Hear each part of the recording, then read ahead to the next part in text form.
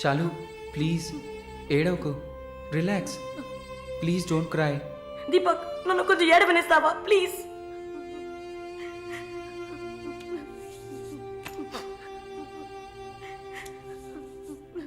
శాలిని, నా గురించి బాధపడకు. జైలన్న మాటే కానీ నాకు ఇక్కడ ఏ లోటు లేదు. చాలా సేఫ్ ప్లేస్లోనే ఉన్నా. శాలిని, ఇక్కడ చూడు, భయపడకు. నువ్వు ధైర్యంగా ఉంటేనే కదా నేను మనశ్శాంతిగా ఉంటా. ఇక్కడ చూడు, నువ్వు తప్ప ఎవరున్నారు నాకు చెప్పు. షాలు, తను ధైర్యంగానే ఉంది కదా, ప్లీజ్ స్టాప్ ఇట్. దీపక్, చెప్పండి. నువ్వు శాలినికి సపోర్టివ్గా ఉండాలి. నువ్వు ఉన్నావన్న నమ్మకంతోనే నేను ఇక్కడ బాధపడకుండా ఉన్నాను. Can you do that for me? Of course, shawl నేను భద్రంగా చూసుకుంటానా, మీరు వర్రీ కాకండి. I love her. ఇక్కడ చూడు, విశ్వనాథం గారు గుర్తున్నారా? వైఎంసీలో మీట్ అయ్యావు కదా, ఆయన చివరిగా రాసిన లెటర్ ఇది. చివరిగానా? ఆయన అడ్వకేట్ని వెళ్ళి మీట్ అవ్వు. మాలిని, టైం. సరే, బయలుదేరండి.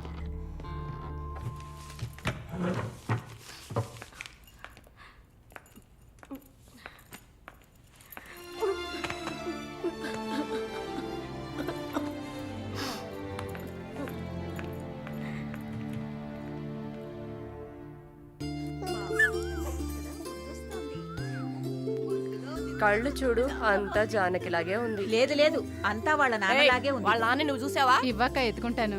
ఆగు, పాపను అడుగుదాం. పాప, ఎవరి దగ్గరికి వెళ్తావమ్మా? జీవిత ఖైదీ దగ్గరికి వెళ్తావా? ఉరి దగ్గరికి వెళ్తావా? 3 సంవత్సరాలు కడతావా?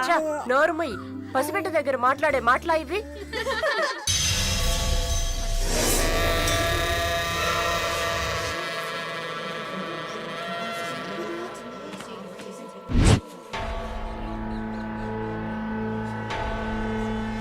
ఎవరు? కృష్ణవేణి. సూసైడా లేకపోతే? ఏమో, ఎవరికి తెలుసు?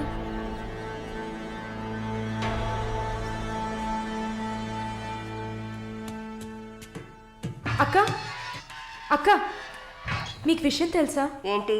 ఆ కృష్ణవేణి లేదు. లేదు, తెలుసు. ఎలా అక్క?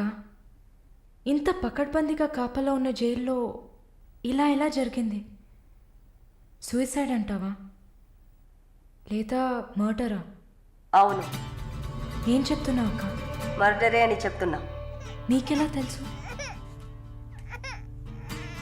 నిన్న రాత్రి నువ్వు నిద్రపోయాక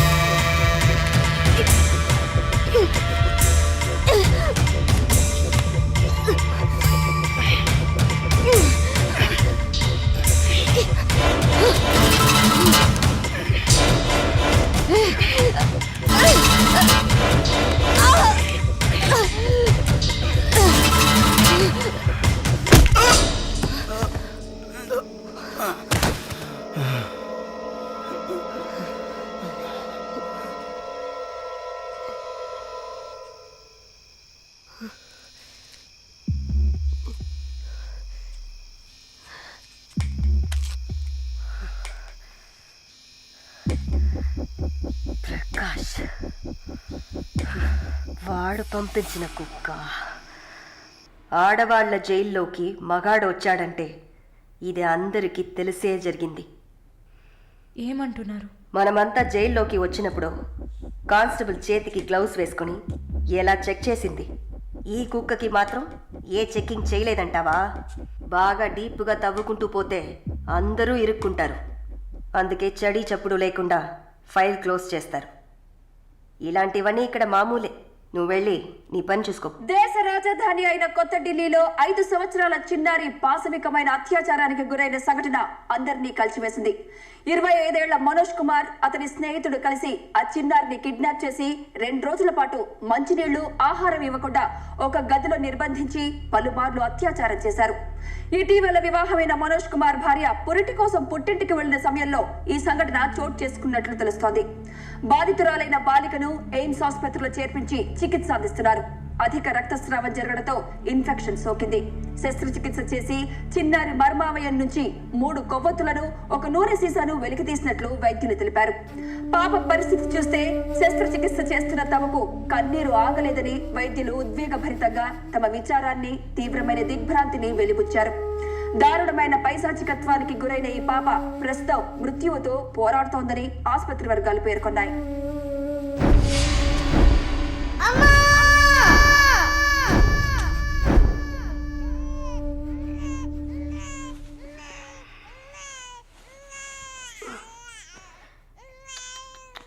జో జో జో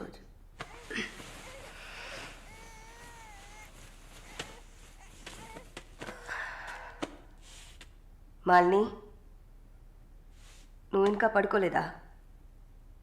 ఏంటి ఆలోచిస్తున్నావు? నేను బయటకు వెళ్ళాలి. వెళ్ళి చంపాలి. 5 సంవత్సరాల పసిబిడ్డను రేప్ చేస్తున్నారు.